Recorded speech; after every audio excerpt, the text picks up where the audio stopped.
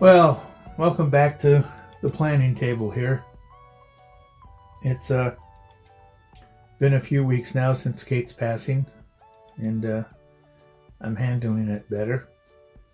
Having both Sarah and Kate pass away within a year of each other has been like being shot with a double-barrel shotgun. And the hole in my heart still remains.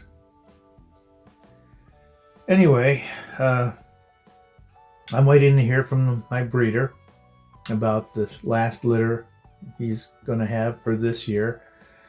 All there has to be is 3 females in this litter, and I will get one out of it, and that one will be Ember.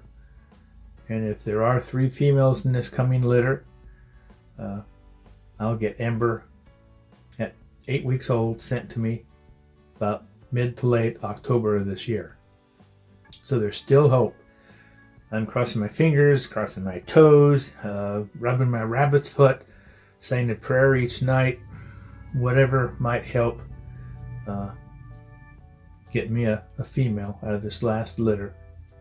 I really don't want to have to wait until next spring, but I will if I must. If Mother Nature refuses to give me a pup this time around, then I'll just wish harder, pray harder for the spring litter if I have to wait that long. Anyway, I now have 2 beautiful carved little wooden boxes on my hearth, the mantle.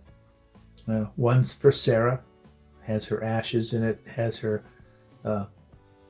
collar with all her tags, has her little angel wing and a baggie of her hair. And the other one is Kate's. It has her ashes in it, her collar and her tags, and her little angel wing for her breed, and a little baggie of her hair on the hearth.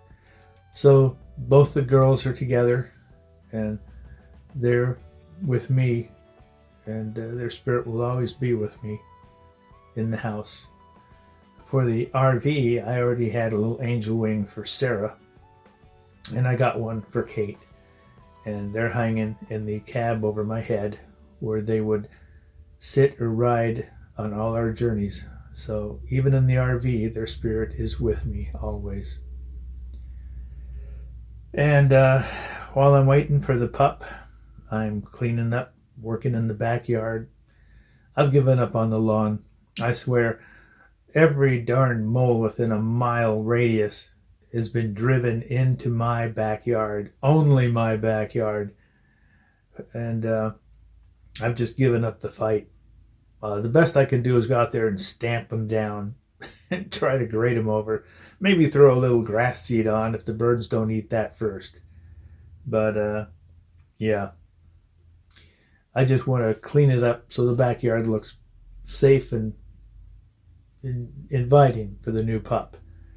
I'm also cleaning out and preparing the RV, which I recently got back after its last, and I do mean last upgrade. Getting it ready for hopefully a short little trip here down to Oregon. And I'll make a video of that.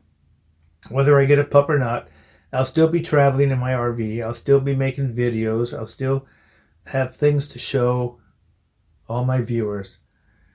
It's just that when I do get Ember, I have a brand new, what I think is a dynamic introduction to my future videos concerning this new era of Doggone RV'N, my travels with Ember. So hopefully you guys will be around. That will be part of my premiere introduction to my new pup Ember when I get her and when I make the video. And I hope all of you out there that have followed me over the years or have just found me will see the dynamic difference in this new opening to my doggone travel channel. And I hope you'll respond by taking the time to tell me in the comments if what I hoped would happen happened to you, that it affected you in a way that it inspired you, it excited you, it made you curious as to what this next adventure of Ember and I will present to you. Where will we go? What will we do? What will we discover? What will you learn on this next trip, this new adventure? So that's what I'm trying to do. I'm really working hard to, in my way, upgrade my channel to something that is, I hope, more dynamic, more interesting, more involved with bringing you, the viewer, into the adventure. Hopefully I can teach you something maybe you didn't know about where we were or where we went or the history or the area. I just want to make my videos in this new era with my new pup so much richer in content and adventure and wonder. It's like if all of us could have back the eyes and the wonder of a child that we once were as we grew up, that we looked at a huge tree and wondered, how did it get that big? How did it grow? How long did it take? All the wonder of nature and creation around us, that as adults we've become, well, shut off from nature. Many of us cynical about nature, cynical about our own kind. And I don't blame you about that, seeing how things are right now. But I'm trying to make a channel in this new era that will appeal to the common RVer, to let you know that it don't take all this crap, this high-tech stuff to enjoy RVing. It takes common sense and common sense preparation. You know, those two are the most powerful knowledge bases you can have. And I hope to relate that in my videos. I'll also, since Ember will be only 8 weeks old, I'll be showing you how I train my pups, even at a young age, for travel in the RV or car or living at home. You know, I've seen this huge array of all these dog training channels on the internet now. It's just like it's exploded. Like everybody's a dog trainer. Well, that's fine. All I can tell you is what has worked for me over the decades of training dogs for AKC conformation shows, AKC obedience shows. And I want to get Ember trained for the AKC, I think it's a Good Companion Award, and also as a therapy dog. So I can take my Ember when she's old enough and that she's trained well enough to retirement homes and give the people there, that many have been just abandoned by this younger generation and left to just waste away. I want to bring them some hope and just make their lives better. I personally would rather die than go to one of those places. And in my family, it seems that's how it happens. You know, when we're ready to go, we just turn out the lights.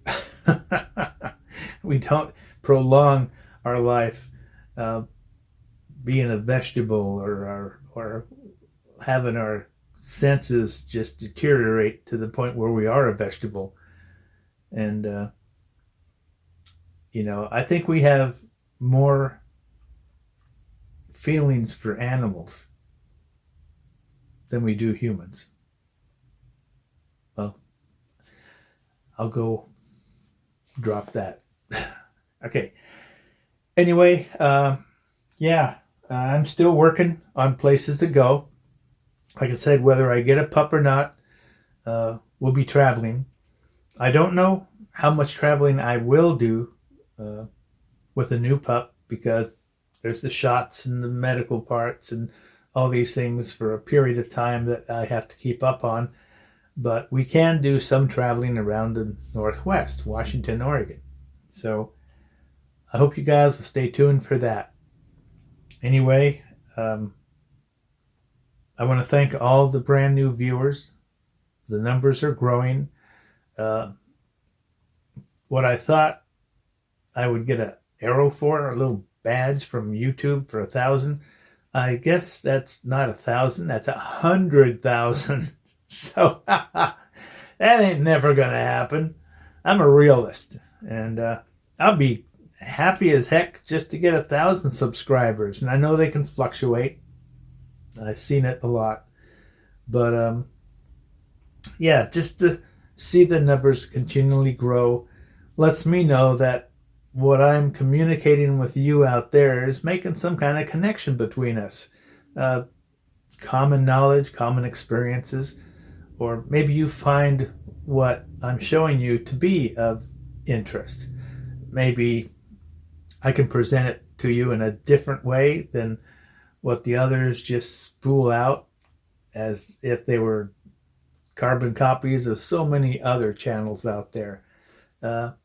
I've never been one to be a carbon copy of anyone. I've always thought myself as being outside looking in. And with that perspective, I think I can see a lot that people just either don't see or choose to ignore.